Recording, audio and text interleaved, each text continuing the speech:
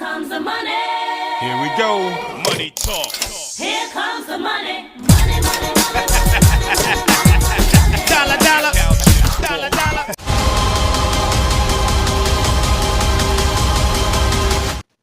Okay, so Captain Marvel's been out for like 2 days now. Meaning I can talk about my spoiler stuff for this movie and things I couldn't say in my last review because that's spoiler free. If you haven't seen Captain Marvel, spoiler warning. No crap. But I'm going to spoil Captain Marvel for y'all who haven't seen it. If you don't care, watch the video. I don't care. You can go watch my spoiler free review. I know the video is pretty long, but it's my thoughts on Captain Marvel without the spoiler stuff. So let's do the spoiler review. Alright, so also as I usually do, I'm kind of going to go step by step through the movie. Not going to label everything that happens in this movie, but I'm kind of going to go through what I thought was significant enough to talk about here. So, alright, so the movie starts out with the planet where Kree all live and blah blah blah blah blah, happy Kree.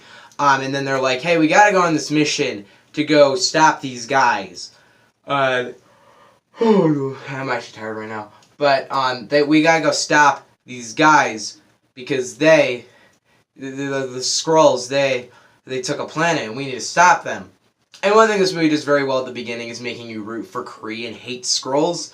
It does that very well at the beginning. Later, it flips that on its head, and the flip on its head really worked for me. But yeah, so when they're on the planet, so a lot of people said about this movie that the opening of this movie or the beginning of it didn't work for them, and for me, it was kind of a meh.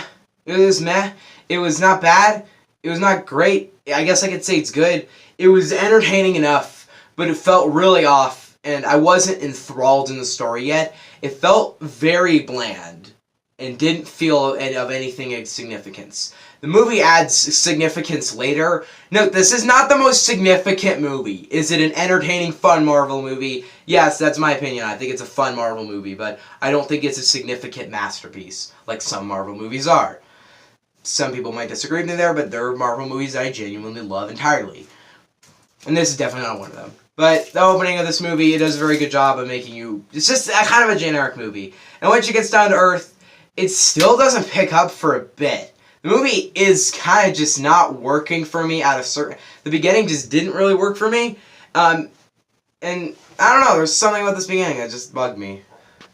And no, this movie doesn't really work for a bit. In fact, I didn't really like the character Captain Marvel for the opening. She wasn't that likable. She was kind of just like, kind of annoying, kind of a really weak and bland character at the beginning. I didn't really like her all that much. In fact, I didn't love this movie all that, like I said, it was okay in the beginning. But there's a certain point where the movie picks up. At the beginning, when you think the Skrulls are bad and you think the Kree are good, it's not working. It really is not working for me.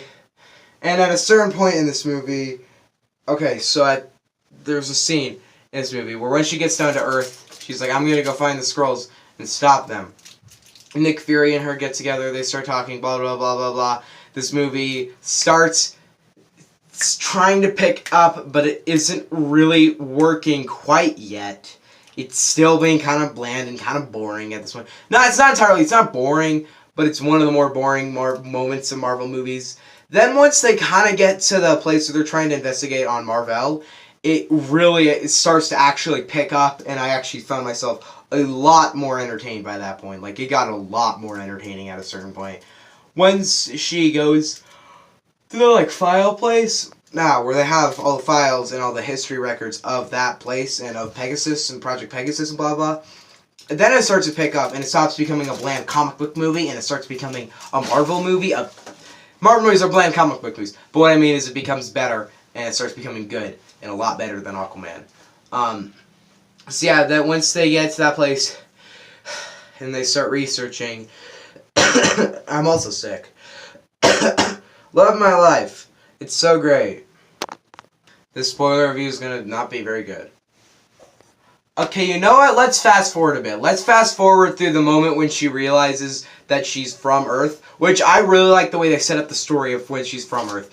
It scrambles it up. You have to piece it together yourself with her. You don't exactly understand it the whole time, even though the trailer probably spoiled it. It is an interesting story, and it was a well-made movie, in that sense, at least. So I'm going to skip the whole thing where she goes and meets her best friend. She comes back, and how her general was actually a space Kree, whatever, and her name was Marvel.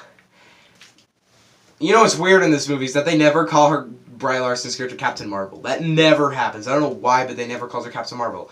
Whatever. Because that stuff in the movie's not boring, but it's nothing spoiler review worthy.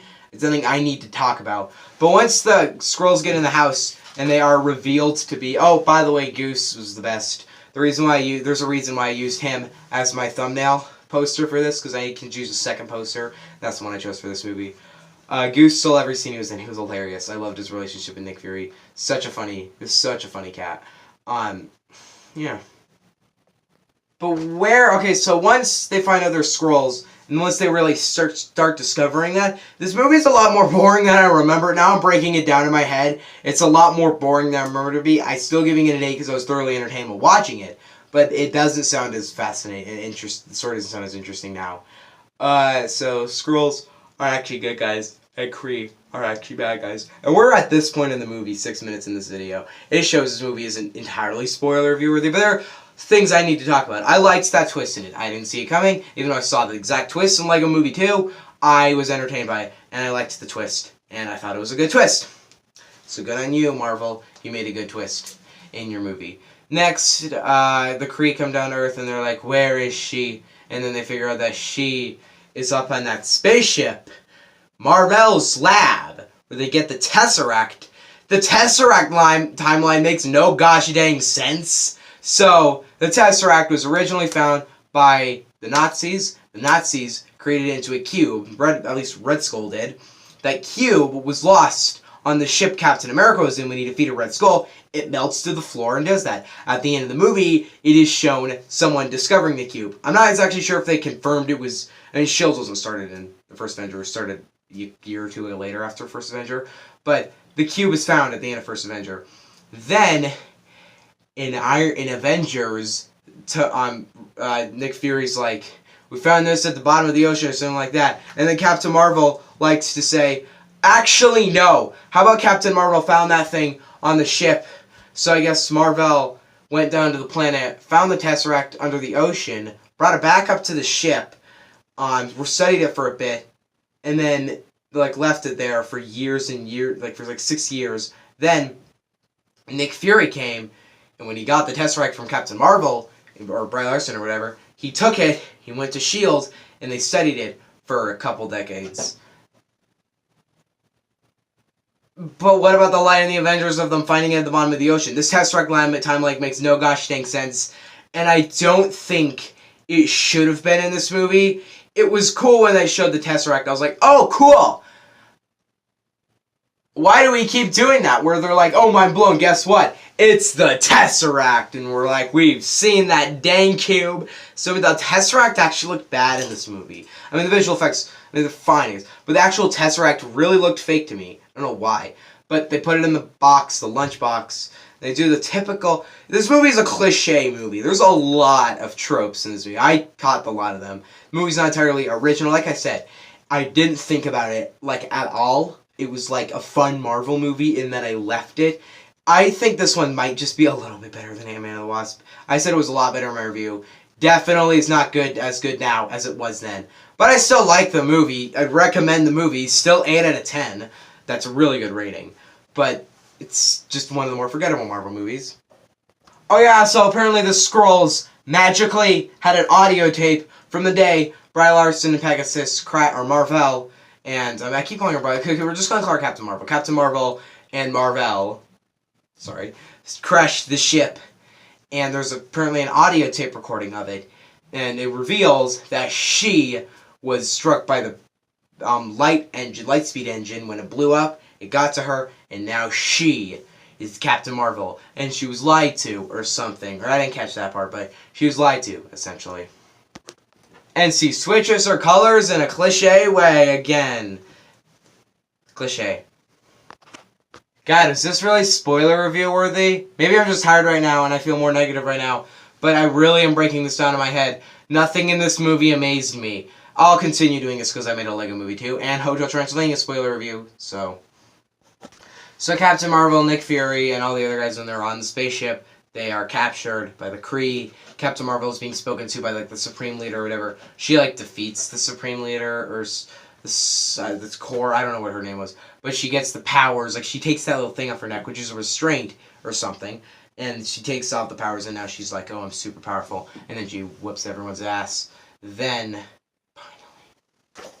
this is some other monster because he's standing there and the tentacles come out of his mouth and he defeats all the guys and then he eats the cube, which I thought was funny. Didn't see that coming. Thought it was hilarious. And then crazy action ensues, some fun action scenes, entertaining stuff in the movie. And then they all go back down to Earth. Or I don't think they do. No, they don't. Actually all do go back down to Earth. Captain Marvel falls down to Earth. And then she's about to fight that real villain in the movie. Okay, so one thing I'm going to clear up. So in my other review I said there's no clear villain. So you could argue the villain's Ronin. You could argue the villain is the Skrull, kinda. Not really. You could argue the General's the villain. And there's not really a clear villain in this movie. Not a problem with the movie. Not a praise for the movie. The villain, I would say, is the General, the Kree General, because he's definitely the most likely to be considered a villain. But he still wasn't a great villain. He was entertaining on screen. But it's kind of like Grindelwald in Crimes of Grindelwald, where he's entertaining on screen, but he wasn't a great villain. Even though Crimes of Grindelwald sucked, I still liked Grindelwald in that movie. Like how I like the General in this movie, even though this movie doesn't suck, it's still good. So Captain Marvel takes out all of Ronin's ships right as Ronin arrives onto Earth, about to destroy Earth. Takes out all the ships and blah blah blah, and she makes them run away and leave. Anyway, she goes back down to Earth. She sends the main villain up into space to go defeat them. Then family dinner ensues. This is our shortest spoiler review for some weird reason. Maybe it's because I'm just going to mainly focus. I mean, it'd be like Glass. I don't know why my Lego Movie 2 one was so long. If this one's so short, I don't know how that one was so long. It might even be shorter than my actual review for this dang movie. Probably because I'm not reviewing the movie. I'm more going over what happens in the movie. But one thing I just really didn't like this movie's decision was the decision that Nick Fury has the eye patch because the cat scratched his eye. That's a funny joke. That's not going to last long. In fact, that makes me really upset because Winter Soldier, easily one of the best Marvel movies, really makes the eye patch a big deal. I don't think I needed to know why he has an eye patch. That was no plot point needed in this movie at all. I mean, if you did do it, make it more of a thing where he gets like shot in the eye or something, it could be cool. But he's the comedic relief. Oh, well, he's not the comedic relief in the rest of the MCU. So why would you almost ruin some of his character for a joke? It's not like in Ragnarok when Asgard is destroyed, and then Cole goes, no, sorry, those foundations are gone. And it just throws away the drama for some lame joke. Or not lame joke, it was a funny joke, but it ruined the scene, and I would have rather had some drama there. But it's not like that, because that is not going to directly affect the MCU. This is prequels stuff here, where you make a prequel, and the explanation, like the prequels of Star Wars, what I mean. We have a great movies, and then you make a prequel to those movies, and the prequel does something in the movie that is so dumb, it takes away from the originals, and now that takes away the significance of his eye patch. That's a significant trait of Nick Fury, and I hate it how they just made a lame joke with it. And that's now part of the MCU. That's now burned into the MCU. He has that because the cat scratched his eye. Like, whatever. It's dumb. I don't like that decision. I think they just shouldn't have made him lose his eye. Maybe make him get scratched in the eye, but his eye gets healed, or I don't know. It was a useless joke that I went like this at. That was it. It was not a hilarious joke. It wasn't like Ragnarok where when he just knew the foundation, they're going, sorry. I actually was I actually burst out laughing because that was hilarious. But it ruined the scene still. This movie does it through a joke that's not funny. So I'm just really mad about that. Usually I'm not this type of fanboy where it's like you made one decision, now I hate your movie. And I don't hate Captain Marvel because of that decision. It's just a really bugging decision. Oh, and then we're going to talk about the post-credit scene of this movie. Because that's a big deal. First post-credit scene. Sorry, saw it a mile away. Some people were like, oh, you wouldn't have seen that coming. I saw the Ant-Man and the Wasp post-credit scene a mile away. Like, I was like, oh, the post-credit scene's big when other reviews are coming. I was like, so some people turned to dust, and I was boom right. The execution of it was make that post-credit scene so good. What makes this post-credit scene so good is the surprise in general. I liked everything about this post-credit scene. The end game. I feel nervous right now. I'm like shaking. I'm almost like scared of what they're gonna do. What's gonna happen. This is the most surreal hype. This is the weirdest hype I've ever had for a movie. Like the most amazing hype I've ever had for a movie. And a new trailer is supposed to come out like the next week. And I can't wait. Okay, so what we've got so far of this movie, Endgame. Now I'm like nerding out so much. I'm like shaking. Okay, so every single time I talk about Endgame, I have like a spasm. I'm this big of a fan. So one thing that these movies have been, the Endgame trailers have been really doing well, is this gray. It's really gray. It's perfect. It looks perfect. This Endgame looks perfect. This post-credit scene does it again. My brother was like, "Are you sure that?" I was like, "That's a clip from the movie. It's a clip." The Captain Marvel post-credit scene is obviously a clip from Avengers Endgame. But we knew at the end of the Infinity War when Nick Fury put that device on, it contacts Captain Marvel, which was explained in Captain Marvel like I thought they would do. But in this movie, they set the device off, so it shows them like kind of researching the device, which indicates that they went and found where Nick Fury was. Makes sense. They might go like, oh, we might want to go searching for Nick Fury. They found that device. Tony Stark has already seen this movie, so I am most likely assuming this is early in the movie. See, this is everything we've seen, I believe, is from the beginning of the movie. Some of it maybe not. Like the one scene in the one shot in the Super Bowl trailer when Thor is carrying that axe. You can see it do a view. It kind of looks like where Thanos was at the end of the Infinity War.